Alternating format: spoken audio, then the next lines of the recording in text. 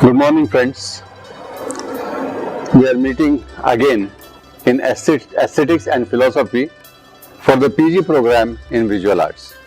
I am Deepak Kannal, the ex-Dean of Faculty of Fine Arts, MS University of Baroda. After having a long discussion on Indian aesthetics, now we are switching over to the Western tradition of the same discipline. But as we discussed right in the beginning, the accent of the Western tradition is different right from the beginning, because in the West, aesthetics is not an independent discipline. It is an offshoot of philosophy. Most of the scholars who have proposed some aesthetic theories till about 17th, 18th century are basically philosophers. And while talking about the other aspects of philosophy, they have also proposed some theories pertaining to art also, because art too is an inseparable part of life, inseparable part of the intellectual life of mankind. So normally there is a debate that where exactly should we start inquiring into the aesthetic thought of the Western tradition. Plato is a very important scholar, very important philosopher, and he has raised some extremely pertinent questions pertaining to art. But at the same time, all of us know that Plato was least appreciative of art. Rather, he condemned art, and that is why whether we should accept him as an aesthete or not, because he did not have any empathy for art, is a question. Some of the scholars are of the opinion that the real aesthetic inquiry starts from Aristotle only, because Aristotle is sympathetic to art and he wants to know more about art. Plato is busy condemning art, and that is why Plato should not be considered as the father figure of Western aesthetic theory. But whether he likes art or whether he doesn't like art, I think we cannot deny Plato's position in the aesthetic thinking of Western tradition. Socrates too, who is Plato's teacher, who goes back to 5th century BC, has commented on art, but he is mainly a naturalist and a moralist rather than aesthete, and that is why we do not consider Socrates as a significant thinker in the realm of aesthetics. The other thing is, Socrates himself has not written much. Rather, he has not written anything. Most of his thinking is known to us through the writings of Plato and Aristotle in the form of dialogue. Socrates has given us two important gifts. One is the Socratian irony. This methodology of thinking is very interesting, which is very similar to the Indian tradition of Purva Paksha and Uttar Paksha. In Indian tradition, we allow the Purva Paksha, we allow the opponent to present his thought. Rather, we help him to present his thought, and then after the thought is totally presented, we undermine it, we try to cut it down. Something similar is introduced in Socratian argument also. Socrates also does something similar, and that is why it is called as Socratian irony. The other thing is, the most important message that Socrates has given the mankind is know thyself. Knowing yourself is most important. Now, all these things are very, very important, but they have nothing to do with aesthetics, and that is why, though Socrates is a very important thinker, he is not considered to be a significant figure in the field of aesthetics. Plato, his pupil, whose period can go back to 428 BC to 378 BC. His period goes back to 428 BC to 348 BC. He enjoyed a long life, and he produced more than 35 books in his lifetime. He has commented on so many things. He was interested in mathematics, he was interested in medicinal science, but his major interest was ethics and morals. He is an idealist and he is a moralist. He is mainly known as a moralistic scholar, and whatever he evaluates it in the light of his ideals, in the light of his moralistic ideals. There is an interesting belief about Plato. Though Plato is a moralist and known as a philosopher, it is believed that he was interested in politics and he wanted to be a politician, which he could not be. And that is why he had some bitterness about the politician and the political system that prevailed in his times. He is very critical of it, and he is proposing an alternative system to the system that existed during his times. He also has some bitterness about the poets, because it seems that in those days Homer was given utmost importance. In India, we give so much of an importance to Mahabharata, and it is also believed that Vyasochistam Jagat Sarvam. Whatever has been said by Vyasa, whatever is known to the world is already talked about by Vyasa in his Mahabharata. Mahabharata is considered to be a compendium which includes everything. This is what we believe. Rather, the poets have always enjoyed a very respectable position in all the societies, and no wonder that a great poet like Homer enjoyed a similar position in the Greek society. Plato feels extremely uncomfortable about it. He sincerely feels that the importance that is being given to Homer is not really deserved by Homer. And he raises many questions. He says, okay, these people, the poets, they certainly have something, I don't know what exactly it is, but they have a godly gift which helps them to attract people. People get attracted to them, people get impressed by them. But if they are expected to do something, will they be able to do that? He has raised very interesting question. He says they talk about the wars and the chariots and the warriors. If they are sent to the wars, will they be able to fight the war? If they are asked to make a chariot, will they be able to make a chariot? If they are asked to teach in the schools, will they be able to teach in the schools? Do they know mathematics? Do they know technology? Do they know? So what do they know? The poets don't know anything. So the kind of importance which is being given to the poets is not fully justified according to Plato. And that is why in his theory, he is extremely critical about the artists. Rather, when we go through Platonic theory, sometimes you feel humiliated that the artist community is treated with so much of contempt by Plato that you start getting uncomfortable about it. Plato considers art as imitation, and that is why his theory is known as mimesis. He says artists are not good people. Now he is looking at art from 2-3 different perspectives. From a moralist perspective, he argues that these artists, that includes, when he says artist, it's mainly Homer. He has Homer in his mind. So he says these artists portray the gods in a wrong light. Actually, who are the ideals of this world? The gods are the ideals. But how do they portray these gods?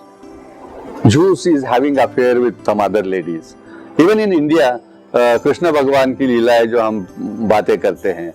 So they behave like common men. They fight with each other. They envy each other. They deceive each other. They cheat each other. They have illicit relationships with each other. He said, what is this? Is this the way to portray your gods? And if the gods are the ideals of the men, if the poets portray their gods in this particular way, aren't they spoiling the society? In a way, they are leaving a bad impact on the society. And such people should not be allowed in the utopia, should not be allowed in the republic. He talks about an ideal world, republic. He has tried to propose a world where everything is an ideal and where the king is a philosopher.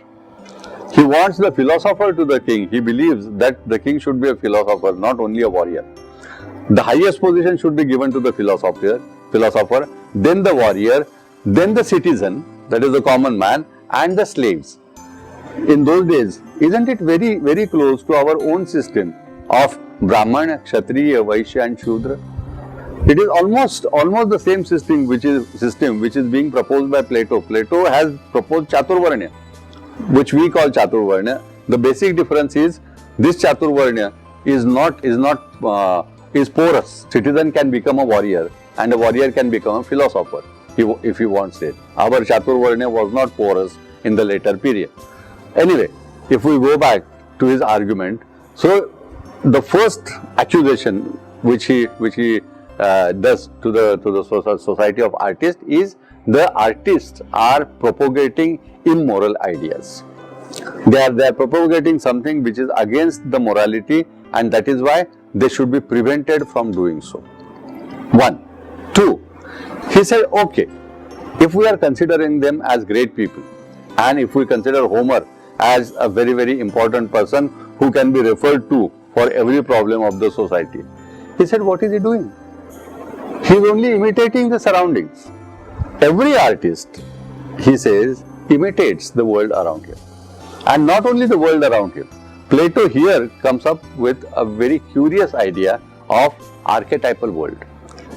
He believes that there is an ideal world somewhere. That he says, he also believed that the stars that we see at night are the windows of the archetypal world. So the light from the archetypal world percolates down on the earth through those holes. So what we see as stars are the windows of the archetypal world. The archetypal world is above the sky. But I have not found the original reference for it. So I will not discuss it further. So that archetypal world is the real world, the ideal world, the idea itself. This world is an imitation of the archetypal world. Why? He proposes a very interesting theory over here. He says that whatever comes into existence, every creation is governed by 4 causes. Suppose if the first pot that was made, now the caveman was not having pots, was not having any he was directly drinking from the rivers or drinking from the fountains. But the person who decided to make a pot for the first time, how he must have thought about it? Probably he must have seen a coconut. Probably he must have seen some other fruit which contains liquid. So after seeing the coconut, he must have realized that if he makes something similar, probably it will be useful to hold the water. So naturally the idea comes first. Until you do not get the idea, you cannot think about an object. So that idea is the most important thing. That is the final cause. The final cause is the concept, the idea of it. So this idea came to the man's mind. Once the idea comes to his mind, he will have to think about the material for it. Because the pot cannot come into existence from the blues. He will have to think about a suitable material.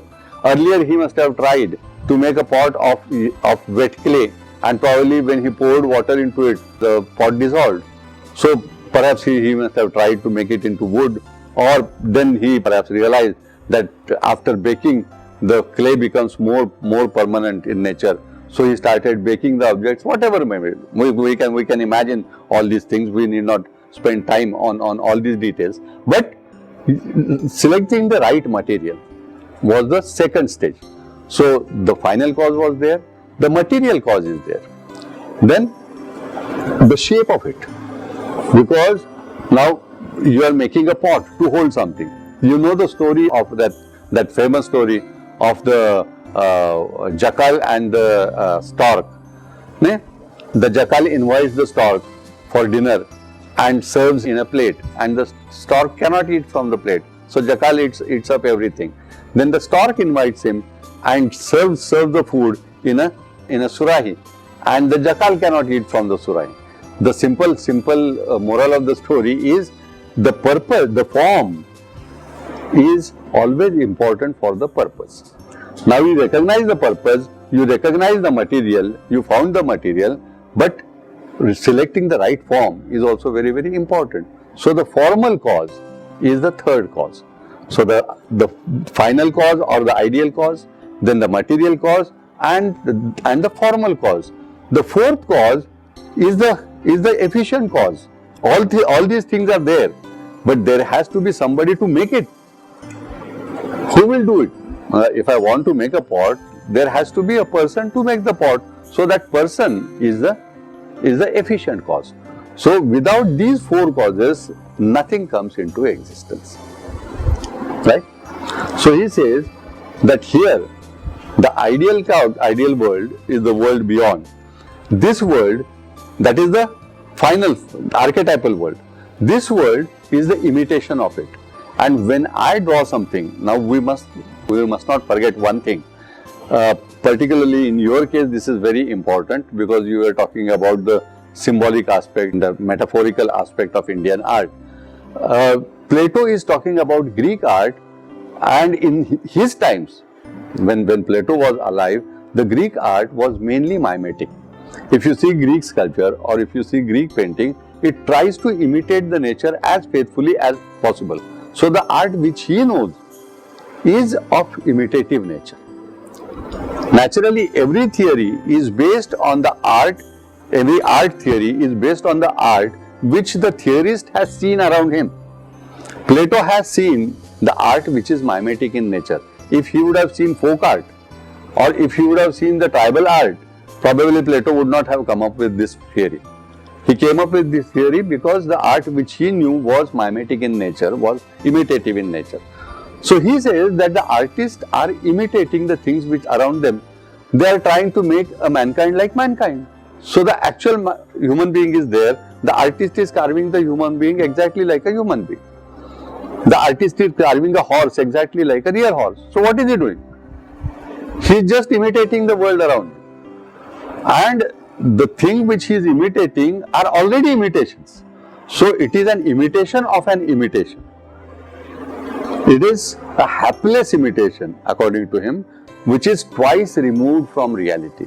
It is twice removed from reality because the first world is already once removed from the ultimate reality, and now you are again removing the second world from the reality. So it is twice removed from the reality. He says the people who are imitating the imitations, who are miming the mimes, what is their status? Now, how much importance should we be giving to these people? They are ordinary people. They do not have intelligence. They do not have morals. They are the people who are corrupting the society by portraying the gods and goddesses in a very bad light. And on top of it, they are just doing it through imitations. Now, these people should be treated as lesser people and they must not be allowed in the utopia, in the republic. It's put forward very vehemently by Plato for a simple reason that Plato temperamentally believes in knowledge. He temperamentally believes in reasoning. He doesn't have great regards for art because he thinks that the ultimate goal, the ultimate responsibility, moral responsibility of the mankind is to acquire knowledge, acquire reason. Reasoning is more important for him, and all his argument is based on the conflict between the reason and the passion.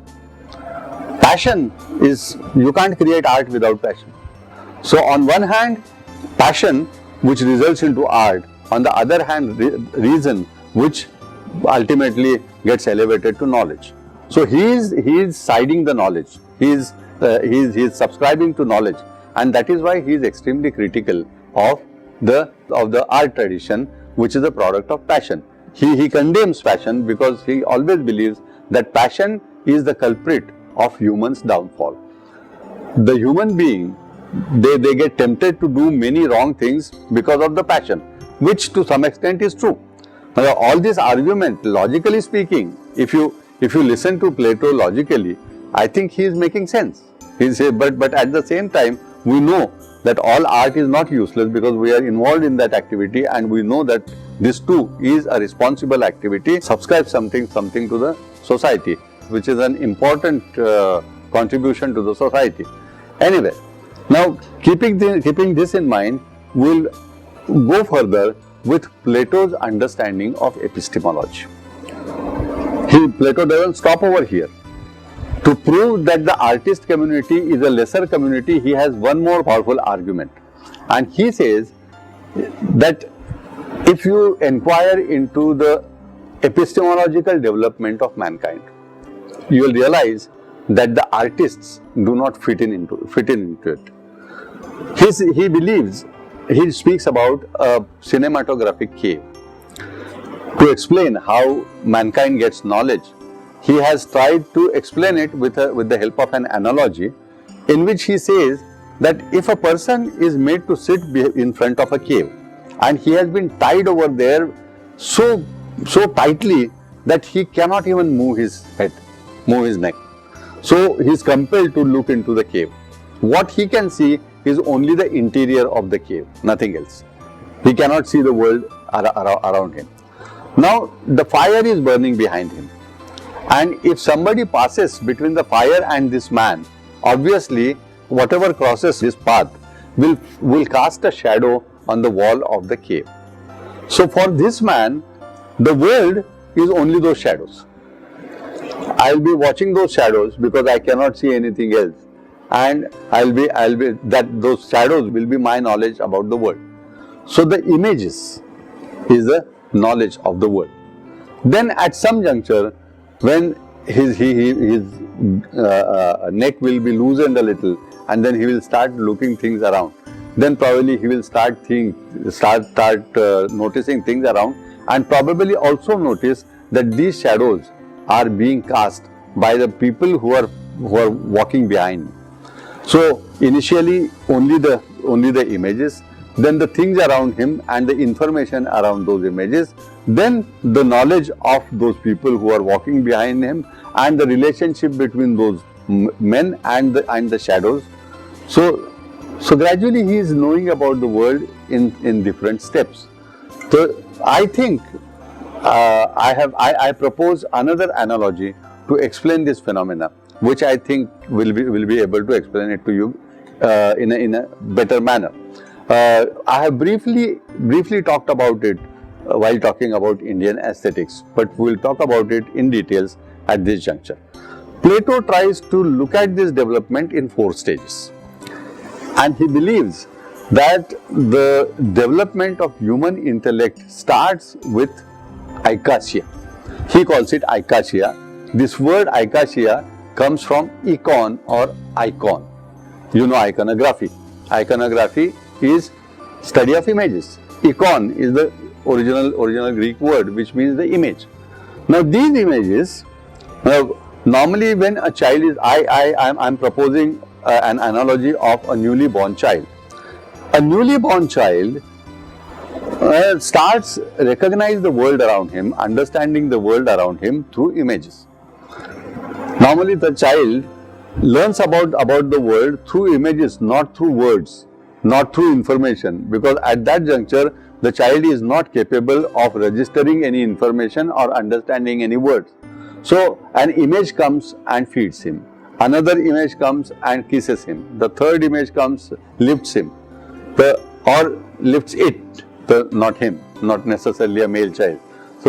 So this is what happens. The child is being fondled and loved by so many people, but for the child, all those people are not necessarily the mother or the father or the brother or the sister or the aunt, or for the child they are different images.